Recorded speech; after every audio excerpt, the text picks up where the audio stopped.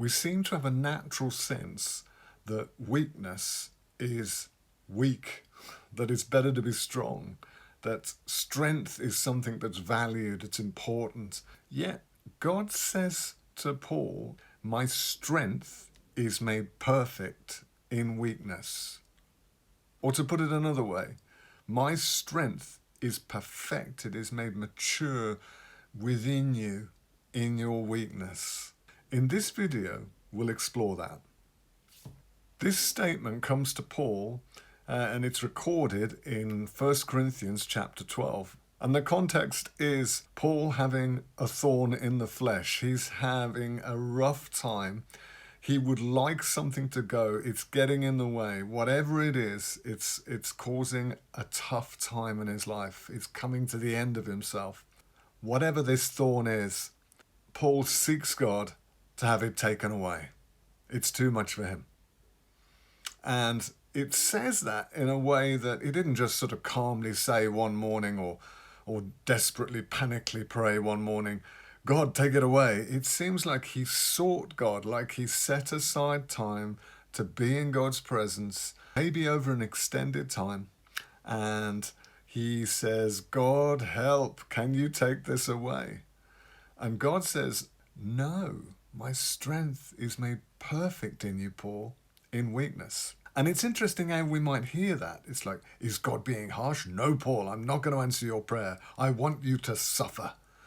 No, God's saying, hey, Paul, I've got a deep process going on here.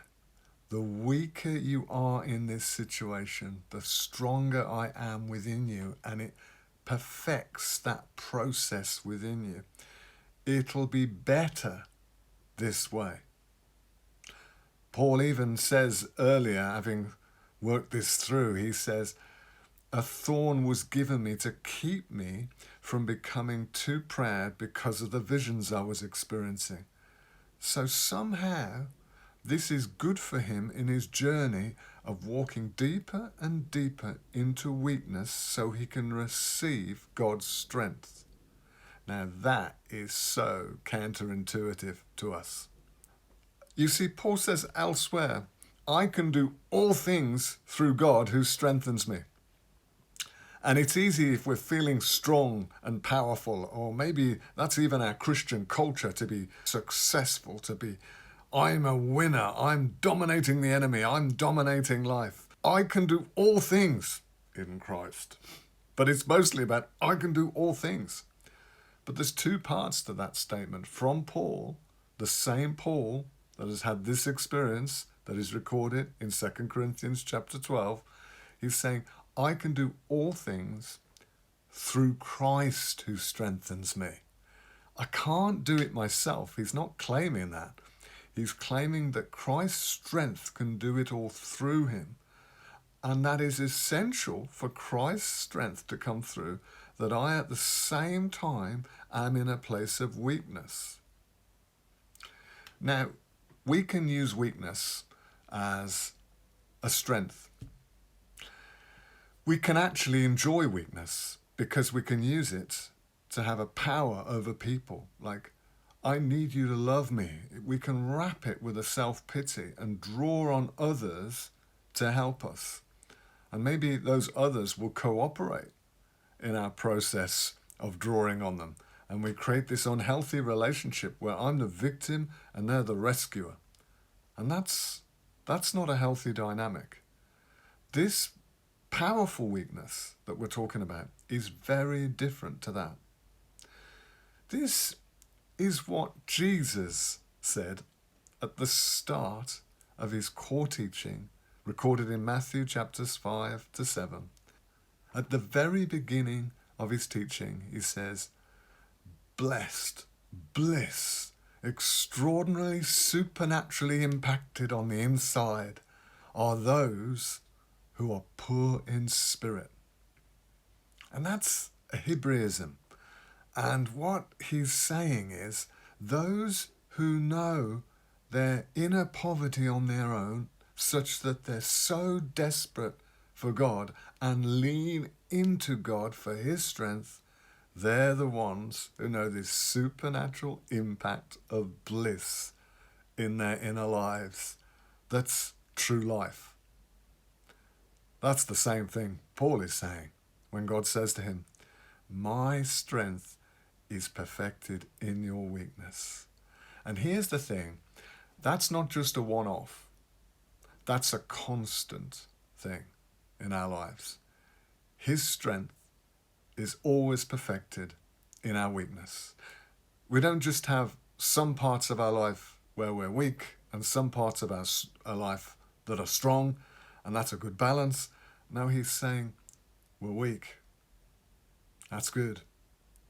As long as we're in union with him and we're receiving his strength. So you see, whenever we face tough times and struggles, whenever we face harshness, it doesn't mean that God has brought this about. Again, there's another video. It means that I can now respond with a humility and a dependence on God that will enable me to experience this blissful strengthening of God that brings peace.